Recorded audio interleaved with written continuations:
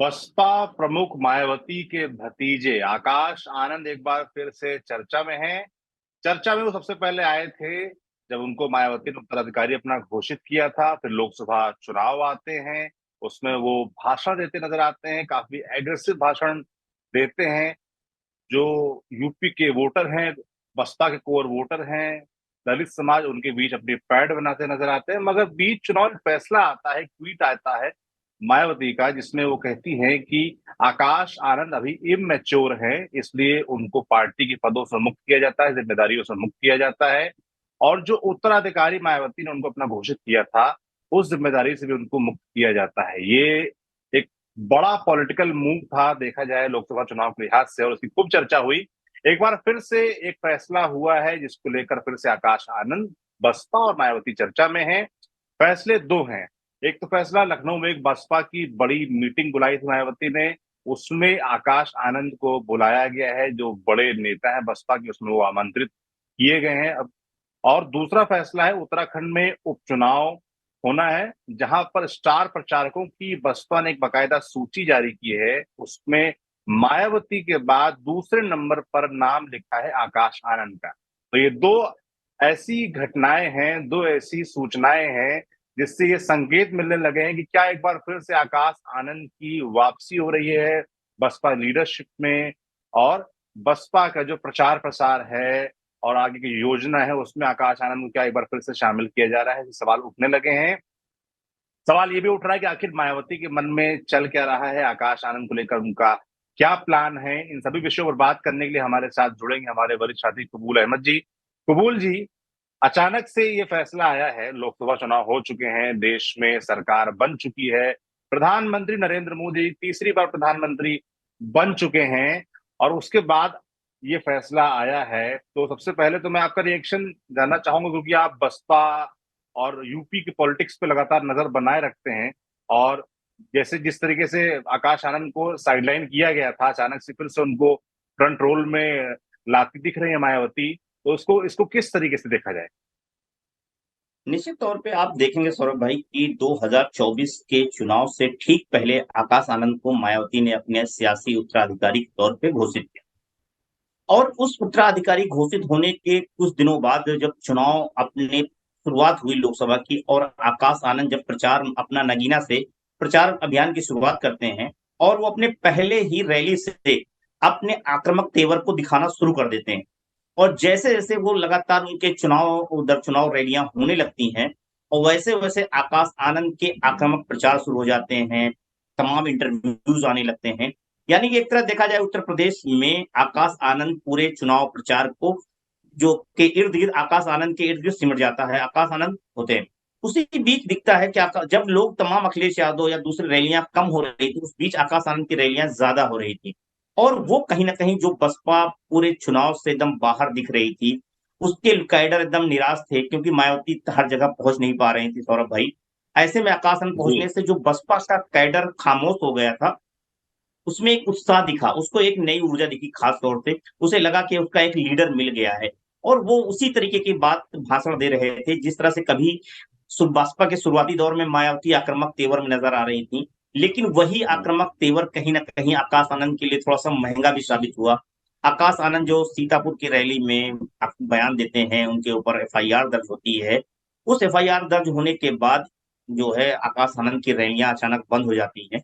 जबकि मेरी जानकारी है कि जिस दिन आकाश आनंद ने वो रैली की थी, रैली करने के बाद वो गए थे, उस दिन उनकी मुलाकात जो है मायावती से भी शाम को हुई थी, क्योंकि मायावती उस दिन मध्य प्रदेश में थी, वहां से रैली करके आई थी।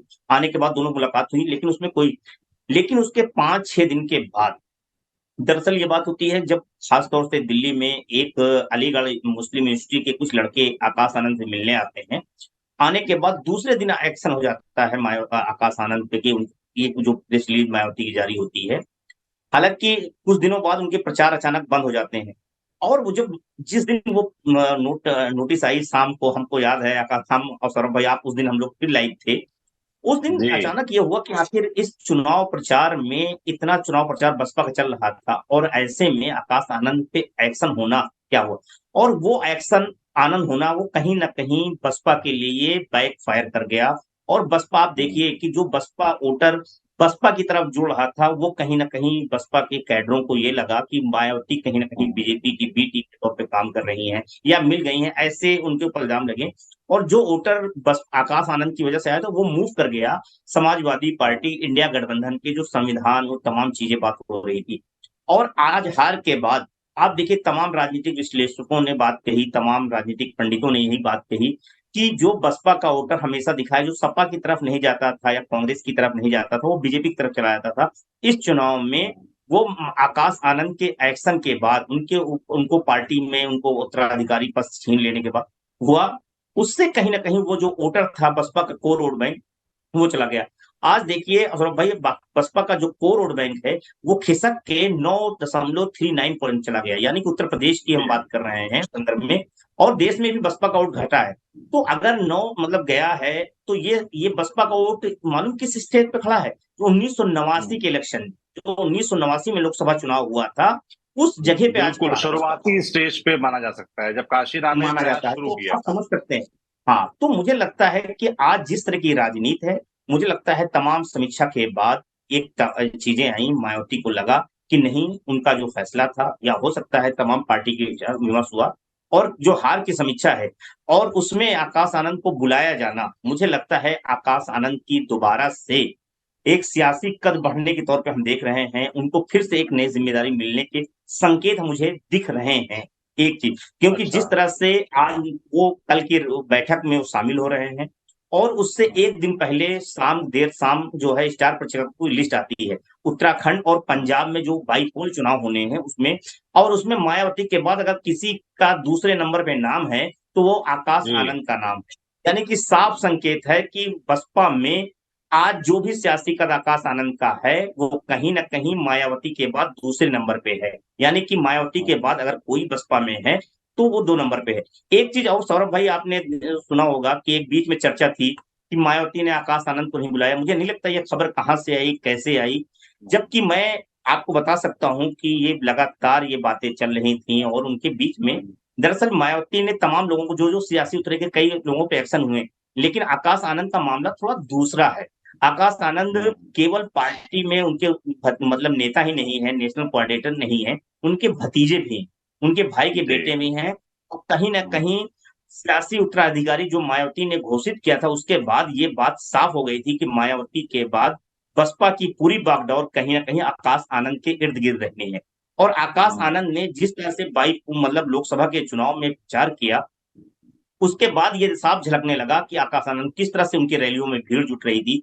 बसपा में मायावती के बाद कोई ऐसा नेता नहीं है जो भीड़ जुटा सके। भीड़ जुटाने मायावती के बाद अगर कोई भीड़ जुटाने वाला नेता है, तो वो आकाश आनंद है। यहाँ तक कि मायावती के जो भाई हैं आनंद कुमार, वो भी इतनी भीड़ कभी हमने उनकी रैलियाँ नहीं देखी, कोई उनकी जन सभाएँ नहीं देखी, या जो पार्टी के जी। दूसरे नेता हैं, रामजी गौतम हैं या तमाम और नेता हैं, उनके इस तरह की, या मुमताज़ अली हैं और बाकी नेता हैं, उनकी रैलियों में हम इस तरह की भीड़ नहीं देखते हैं। जबकि यहाँ तक कि जो उनका प्रदेश अध्यक्ष है, उनकी भी रैलियों में भीड़ नहीं होती, जितनी जो है मायावती के बाद अगर किसी की भीड़ जुटती है, तो आकाश आनंद की। आकाश आनंद की रैली में जिस तरह के लोग हैं, यूथ आ रहा है, जो बसपा का यूथ, जो खास तौर से तमाम चीज़ों से निराश था, तमाम वो था, जो एक तरह से चंद्रशेखर के दलित नेता के तौर पे उभरने की वजह से उनकी तरफ मूव कर रहा था। तो मुझे लगता है वो कहीं न कहीं, और इस चुनाव में मुझे लगता है यही सारी चीज़ों की मायावती ने, लोकसभा चुनाव नतीजे आए आज करीब लगभग 1 महीने लगभग होने जा वाले हैं, और 20-22 दिन हो गए हैं। अब मुझे लगता है मायावती ने तमाम चीज़ों को समझा है, बुझा है, उसके बाद मायावती को लगा कि उनका फैसला कहीं न कहीं गलत दिशा में हो गया है। मुझे लगता है उसका कहीं कमबैक की तौर पे है। अब ये सबसे बड़ी बात है सौरभ भाई, कि कल जो बैठक होनी है, उस बैठक में आकाश आनंद का क्या रोल देती हैं? क्या मायावती जो पद उनसे छीनी है, या जो उन्हें क्या वो दोबारा से उन्हें वापस करती हैं या नहीं करती? वो एक बड़ी बात।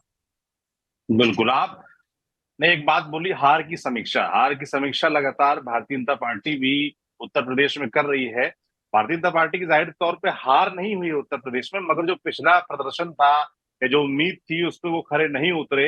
इस वजह से लगातार उनकी समीक्षा भी हो रही है, उसमें तमाम तरह के फीडबैक निकल के आ रहे हैं। और आपका कहना है कि जिस तरीके से आकाश आनंद का उभार हुआ था मायावती के बाद, उनके अंदर वो एबिलिटी नजर आई थी कि वो भीड़ को इकट्ठा कर सकते थे, भीड़ उनको सुन रही थी, सोशल मीडिया पर उनके लगातार तारीफ हो रही थी। और जिस तरीके से उनको अचानक से साइडलाइन किया गया, तो आपका कहना है कि समीक्षा में ये बात भी निकल के आई होगी कि कहीं ना कहीं जो उनका काडर वोट है या उनका जो बेस वोट बैंक है, उसमें कहीं निराशा रहेगी कि बीजेपी के खिलाफ जो एक संविधान वाला मसला उठा था, उसको लेकर दलितों के बीच ये बात आई कि मायावती बीजेपी को नहीं हरा सकती हैं, महागठबंधन जो गठबंधन बना है, इंडिया गठबंधन है, वो हरा सकता है, इसीलिए वो शिफ्ट हो गया। मैं कुछ और पॉलिटिकल जानकारों से बात कर रहा था, वो भी इस बात की तरफ इशारा कर रहे थे कि शायद आकाश आनंद का हटना, मेन फ्रेम से, पॉलिटिकल फ्रेम से हटना भी बीजेपी को नुकसान कर गया, क्योंकि जो बसपा का वोट बैंक था, उसके मन में ये भरोसा नहीं मायावती या बाकी नेता डेवलप कर पाए कि हम आपके लिए जो आपके हित है उनकी रक्षा कर पाएंगे, उनकी लड़ाई लड़ पाएंगे। आनंद कहीं ना कहीं वो कर रहे थे, तो उनका कहना था कि आकाश आनंद अगर टिके रहते तो हो सकता है जो बसपा का वोट शिफ्ट हो गया इंडिया गठबंधन की तरफ, वो ना हुआ होता। ये एक बहुत बड़ा पॉलिटिकल ऑब्जर्वेशन मैंने कुछ लोगों से सुना, और मैं सोशल मीडिया देख रहा था, ये जो फैसला आज मायावती की तरफ से आया है कि उनको आकाश आनंद को मीटिंग में बुलाया गया है, स्टार प्रचारक बनाया गया है, तो उसकी तुलना वो इस बात से भी कर रहे हैं कि चंद्रशेखर जिस तरीके से नगीना से लोकसभा चुनाव जीत के आए हैं, एक राजनीति में अपवाद की तरह निकल के आए हैं, और लोकसभा जाएंगे, बैठेंगे, तो उनकी जो पब्लिक के बीच अपील है,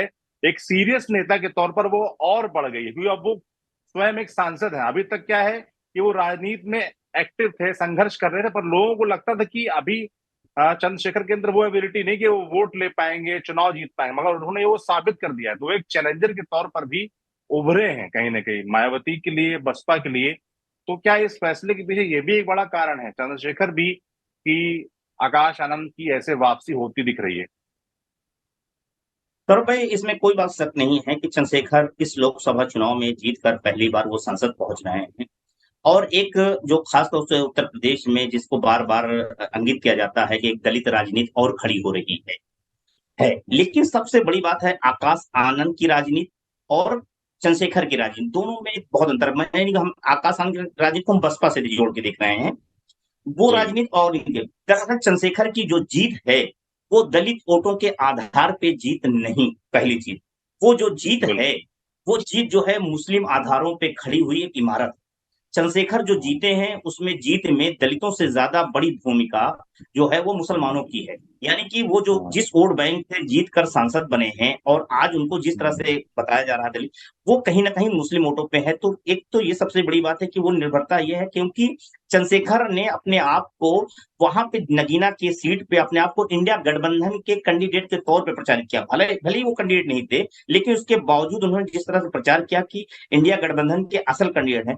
जो तमाम मुस्लिम मतदाता है वो इस हम्म। इलेक्शन में बीजेपी को हराने के लिए वोटिंग कर रहा था। उसे लगा कि आकाश यहाँ पे बीएसपी थोड़ी कमजोर कैंडिडेट है, और ऐसे में जो कैंडिडेट है, क्योंकि वहां से जीते हुए मौजूदा सांसद जो है उनको हटा के बुलंदशहर भेज दिया गया था, बसपा ने भेज दिया। एक जी। गलती तो ये हुई। दूसरी गलती ये कि वहां जो कैंडिडेट बीएसपी से उतरे थे वो मीरापुर और पुरकाजी के चुनाव लड़ चुके हैं, वो इतने महत्वपूर्ण नेता नहीं थे दलितों के।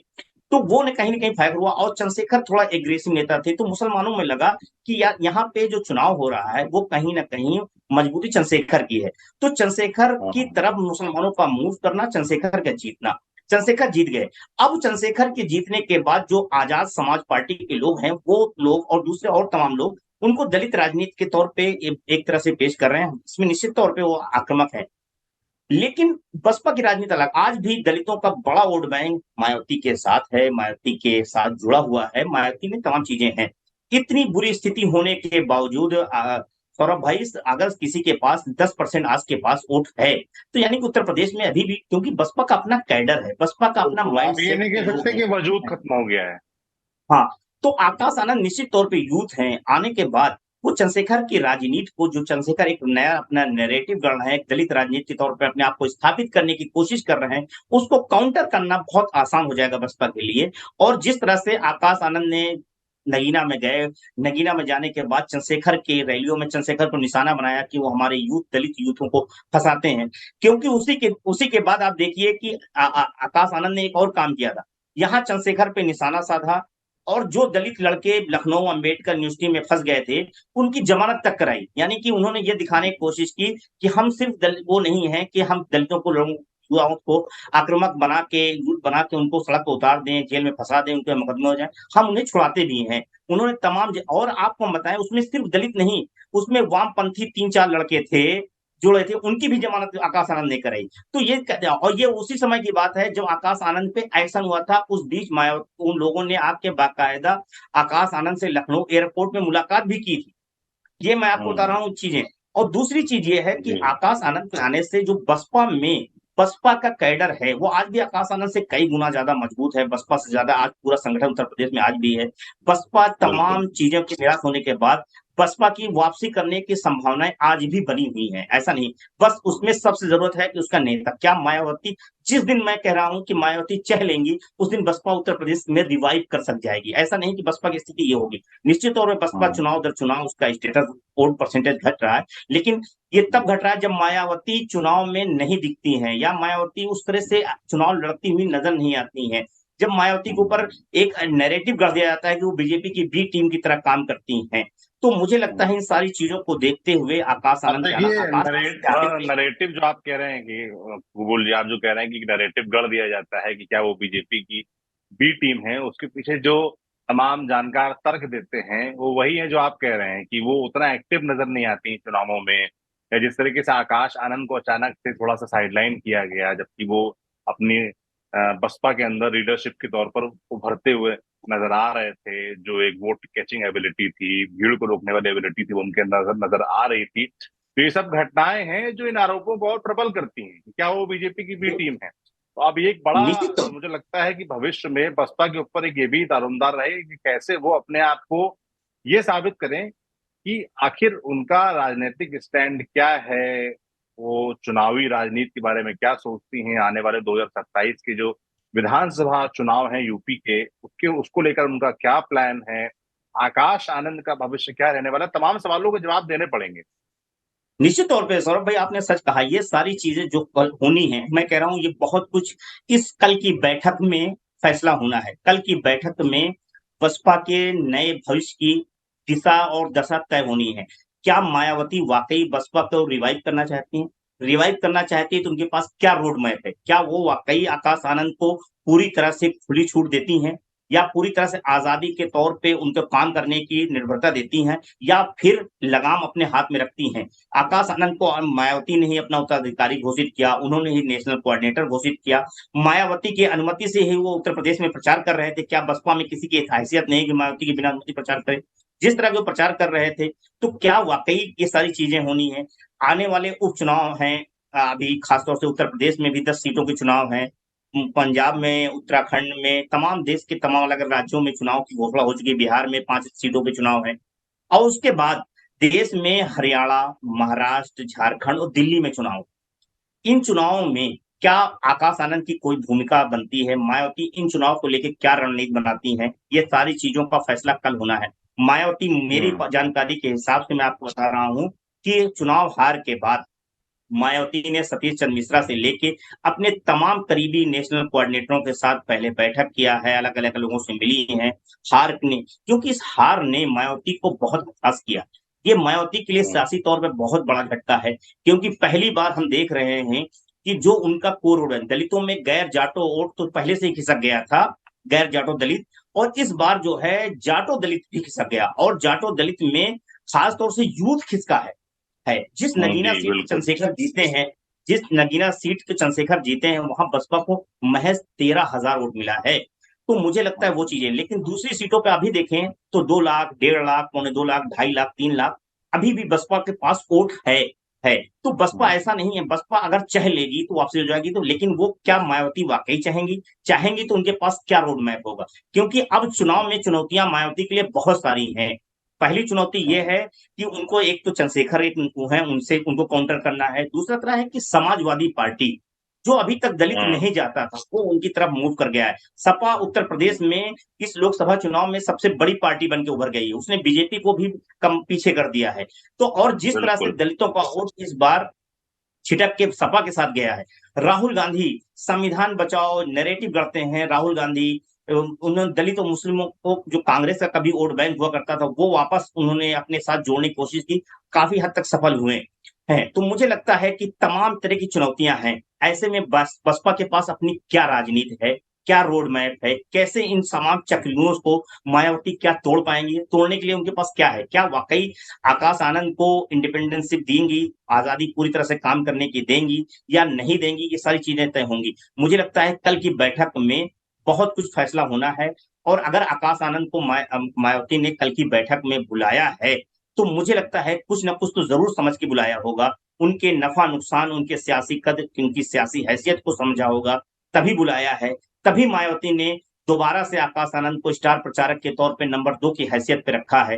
तमाम उनसे सीनियर नेता हैं, तमाम वरिष्ठ नेता थे, लेकिन आकाश आनंद को अगर नंबर 2 पे रखा है तो इसका मतलब मायावती ने अपने मन मुताबिक। लेकिन एक और चीज आपने बहुत अहम सवाल पूछा था कि जो मायावती के साथ बीजेपी की बी टीम का नैरेटिव उसको कैसे तोड़ेगी? देखिए, वो नैरेटिव तोड़ने का सबसे बड़ा आज की तारीख में अगर मायावती के पास कोई अस्त्र है तो वो आकाश आनंद ही है। आप देखिए, आकाश जी आनंद के जाने के बाद जो चीजें आरोप लगे, मुझे लगता है आकाश आनंद पे वैसा आरोप नहीं है। अगर आकाश आनंद की को पार्टी इंडिपेंडेंस देती है, आजाद मायावती वो देती है फिर से दोबारा से, अगर वो आते हैं तो उनके ऊपर ये, क्योंकि जब जिस तरह से आकाश आनंद बीच रैलियों में बीच जगह बोल रहे थे कि संविधान खतरा, जो बात है एक दलितों के बीच में एक दलित यूथ अगर बोल रहा है, वो ज्यादा विश्वास करते हैं राहुल गांधी और अखिलेश यादव की तुलना में। मुझे लगता है वो बिल्कुल। दूसरे नेताओं की तुलना में है। जब एक दलित और दलित के बीच कहता है तो उसका विश्वास ज्यादा बनता है। और आकाश आनंद पे ऐसा आरोप नहीं, मायावती पे लगता है, आप देखिए। लेकिन क्योंकि आकाश आनंद पे जो एक्शन हुआ था वो कहीं ना कहीं वो आरोप मायावती पे लगा कि बीजेपी की टीम का, इसीलिए आकाश आनंद वो बीजेपी की पिच पे नहीं खेल रहे थे, इसीलिए आकाश आनंद को हाँ मायावती ने हटा दिया। तो मुझे लगता जी है ये तमाम चीजें आकाश आनंद के पक्ष में जाएंगी। लेकिन क्या आकाश आनंद को जिम्मेदारी मिलेगी? सबसे मेरा है, मुझे लगता है कि उन्हें जिम्मेदारी मिल सकती है, क्योंकि मायावती इस चुनाव की हार के बाद जिस तरह से सपा आई है, अब उन्हें लगने लगा है कि अब उस तरह की बीजेपी नहीं है। जो मायावती, एक आरोप लगता है बीएसपी पे कि वो डर की राजनीति कर रही है, कहीं ना कहीं उनकी कोई बसपा की राजनीति नहीं रही है। तो मुझे लगता है ये अब इस चुनाव के बाद एक निगोची माहौल बदला है, तो मायावती के सोचने का अंदाज भी बदला है। मायावती उत्तर प्रदेश में इस तरह की रिजल्ट की उम्मीद मुझे लगता है कतई नहीं कर रही थी कि इस तरह की सपा जीत जाएगी, कांग्रेस जीत जाएगी, बीजेपी की स्थिति ये होगी। मुझे लगता है इस चुनाव के नतीजे आने के बाद मायावती ने इन सारी चीजों का आकलन किया है। आकलन करने के बाद, तमाम दिन के मंथन के बाद मायावती ने तय किया है, और तय करने के बाद आकाश आनंद की, अगर इस रैली में आकाश आनंद जा रहे हैं, मुझे लगता है वो निकल चुके हैं लखनऊ के लिए, आज वो पहुंच जाएंगे और कल की बैठक में वो शरीक होंगे। और शरीक होंगे तो मुझे लगता है आकाश आनंद भी कुछ बातें तो जरूर रखेंगे। और आकाश आनंद बिल्कुल। अपने हिसाब से अगर क्या रोड मैप बनाए हैं, मुझे लगता है कुछ वो रोड मैप बना के लेके जा रहे हैं और जो कल रखेंगे। और वो रोड मैप मुझे लगता है सबसे अच्छा, मुझे लगता है बाईपोल का चुनाव है उत्तर प्रदेश में। इसके बाद इस साल के आखिर में जो 3-4 राज्यों के चुनाव होने हैं, वो एक बसपा की वापसी के एक रास्ते दिखा सकते हैं, लेकिन उस रास्ते का रोड मैप मायावती। बिल्कुल, तो आकाश आनंद लखनऊ पहुंच रहे हैं। बसपा के भविष्य को लेकर जो चुनाव हुए हैं उसके नतीजे के बाद समीक्षा के तौर पर ये बैठक बड़ी महत्वपूर्ण मानी जा रही है। और आकाश आनंद का क्या रोल रहने वाला है आने वाले वक्त में, बसपा में क्या उनकी भूमिका रहने वाली है, यूपी और देश की सियासत में उनकी क्या भूमिका रहने वाली है, इसको लेकर कल महत्वपूर्ण फैसले लिए जा सकते हैं। कबूल जी, आप कुछ एक कहना सौरभ चाह भाई, रहे हैं? हाँ सौरभ भाई, एक चीज कह रहा था, इस चुनाव में खास तौर से जो बहुत बड़ा झटका लगा है वो बीएसपी में, बल्कि दलित राजनीति को भी झटका लग गया है।